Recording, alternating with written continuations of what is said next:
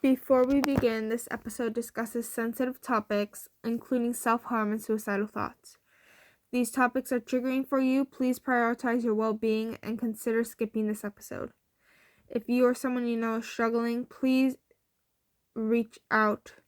Resources and help are available, and I'll share some at the end of this episode. Welcome to Struggles in the Margins, the podcast where we embrace the messiness of life, our emotions, challenges, and personal projects, and find meaning in the in-between moments. I'm Natalia, and in each episode, we'll dive into stories that shape us, the struggles that define us, and the books that inspire us. This is a space for honesty, reflection, and connection.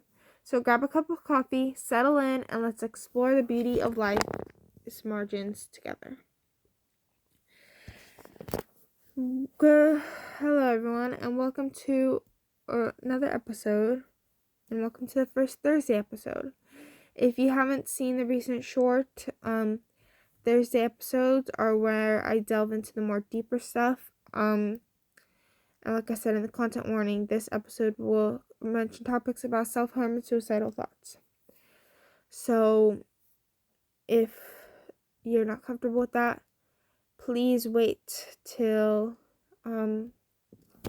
next Sunday for another regular episode to come out. Anyways, today's episode is a deeply personal one and important one to me. We're talking about self-harm and suicidal thoughts, a topic that many struggle with but often feel too scared or ashamed to discuss. My goal is to create a safe space where we can explore these feelings, share stories, and remind each other that we're not alone. And I want to emphasize so much that you should not be ashamed. This is about hope, this episode is all about hope, understanding, and support, because I know what it feels like. And I, just want to be there for everyone, so don't hesitate to reach out because you feel like you're gonna be shamed or ridiculed. You're not. There's other people in the same place where you are. So I'm going to share a little bit of my story. When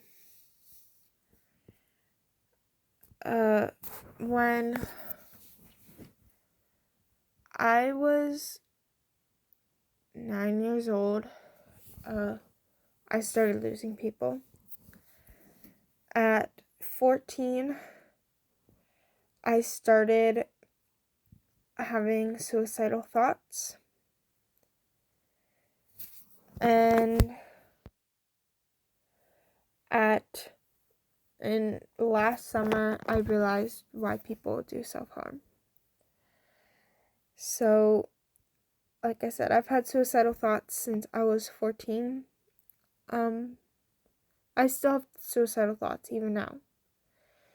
Though I'm slowly learning how to cope and is slowly beginning to heal. So they're not as prominent anymore. And I've realized that there's a lot for me to live for, which is why I have very much tried to stop those thoughts, but they're very hard to stop when they've started. And I hid it for a long time, especially after I kind of joked around about it, and then my friends kind of got upset and they're like, that's not something to joke around about. And I didn't realize at the time I joked around about it because that was the only way I knew how to kind of talk about it without realizing that I was actually having suicidal thoughts.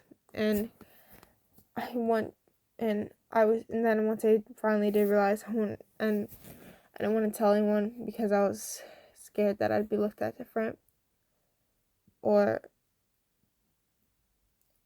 be put into somewhere where I didn't really need. I finally got the courage to talk to someone this summer, so I learned that it's okay, and you don't need to fear judgment when these are very I'm not gonna say valid, because nobody's thoughts about dying are ever valid, but they're very real feelings that you have, and you should not be judged for having these feelings. So, like I said, this summer, I felt for the first time why people can turn to self-harm. I had been in a summer camp. We were talking about mental health, and I and I felt completely numb after that. After one of the exercises we did, I felt nothing, and I was pinching myself, and that was the only thing that brought relief, because I could feel the shocks going through my system. And I realized then in that moment why we'll do stuff, self-harm, because it means it can bring a sense of relief. Sometimes it's a coping mechanism. Suicidal thoughts are a coping mechanism for people suffering from overwhelming emotions, and they don't define who you are, but they're there, and you need to learn how to figure out how to get, how to cope with them, how to hopefully get rid of them. And it's a coping mechanism. So there's a good possibility that something's happened in your life, and that's why you wanted to turn to this. And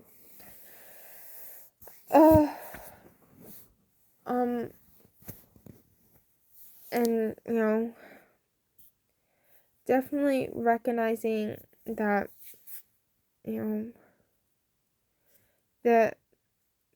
that you, in yourself, you can realize you don't want to be here anymore, or recognizing others that they're not acting how they used to.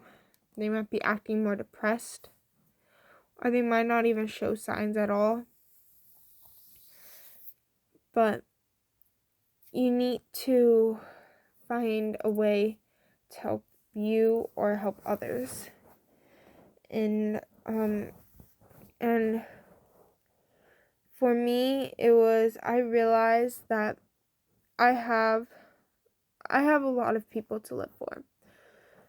But the biggest person I have to live for is my younger brother, because he might be going through the phase where he says he doesn't love me, that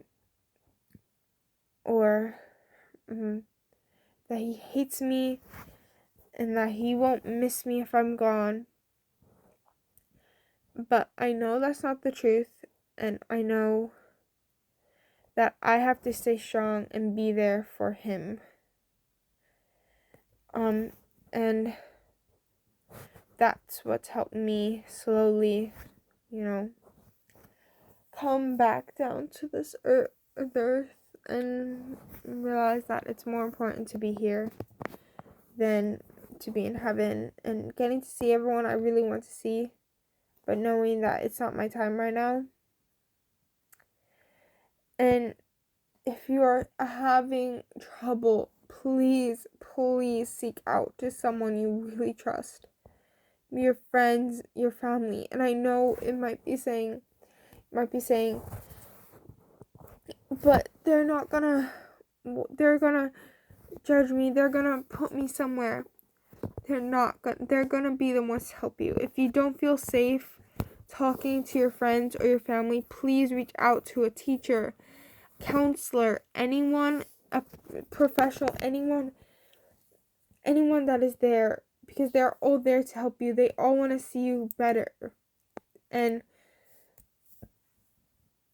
you might not think it now, but they are the ones that are going to miss you when you're gone. You cannot, and if you really, really do not want to see or talk to someone, then try listening to writing, art, music. Write down those feelings. Draw what you're feeling. Listen to music. Try to push those thoughts away and not feed into those thoughts. Not get into that depressing hole, because it's not going to help. And take care of yourself, because as much as you don't see it, you might think you're not worth it to help yourself. You might not think that you're worth getting healthy. You are. Take care of yourself. Just small little things. Brush your hair in the mornings. Get up from bed. Promise to yourself that you're going to make it through another day. Those are the ways you can help yourself better than you might not even realize. There's a lot of different resources out there to help you, including the Suicide and Crisis Lifeline 988 here in the U.S. Don't hesitate to reach out. There's therapy. There's support groups. Look up on Google. Look up on any little thing, and they will help you realize that there's someone somewhere out there that are willing to help you, so you can be best person you can.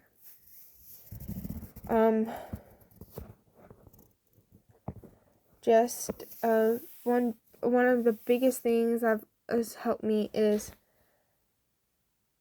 you're not gonna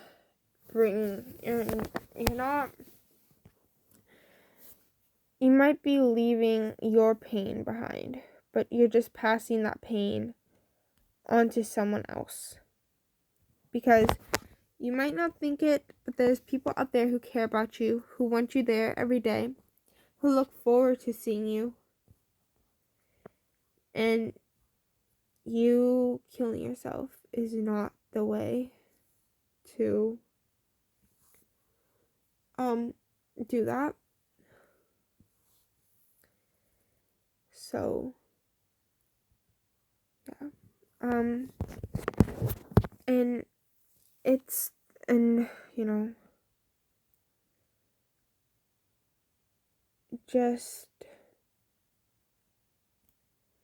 It's okay. You're going to get through this. You're going to come out on the other side. And it'll all be there one day. You'll see why you went through that dark period. And you'll see that you went through it, you got out of it, and now you're going to stay out. You might not stay out of it forever, but you're going to keep coming out of that hole because you're strong. You're amazing. You're doing great. You might not be doing great now, but you're going to do great things. And you might not see those big steps right away, but it's those small steps. Looking to see the positive side of things. Waking up with a smile on your face. Because recovery is a journey. It's not a destination that you can just say, I'm gonna be recovered today, and get onto the destination that you're recovered. Because that's not going to happen. You're going to have those up and downs. Think you're traveling through a jungle or the mountains, because you're going to have those ups and downs. There's no plane to get to recovered. There's no straight path you can walk down and say, great, this is the easiest thing I've been through. I'm recovered now. Because that's not going to happen. And you can overcome those challenges when it feels impossible. You can wake up. You can get out of bed. And I know it's hard right now, but it can happen. You can do it. And,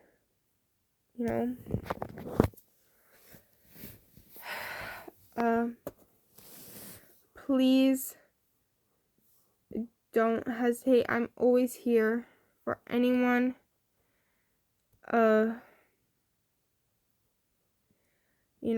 To,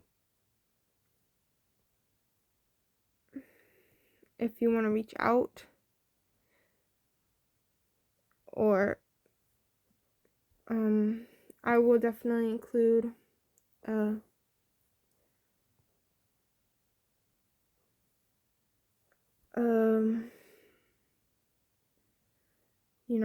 to a professional who will help you better.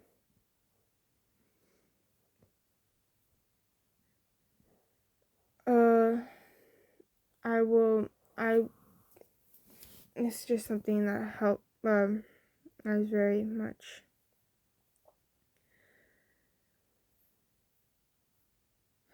it's something, obviously that's a lot. 1 second, I'm trying to find, there's something, that has helped me, a couple websites that has helped me, especially, when I'm,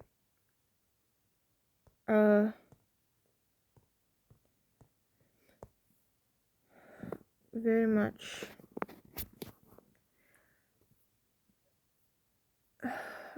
I will include there's definitely websites that can be out there to help you, say, if you're, especially with self-harm, that just are much better. And again, you're never alone. Reach out to someone. And I thank you guys for coming with me on this episode. It's not my longest episode. And help is available. Reaching out is not a sign of weakness. It's a sign of strength. Like I said, the Suicide and Crisis Lifeline 988 here in the US.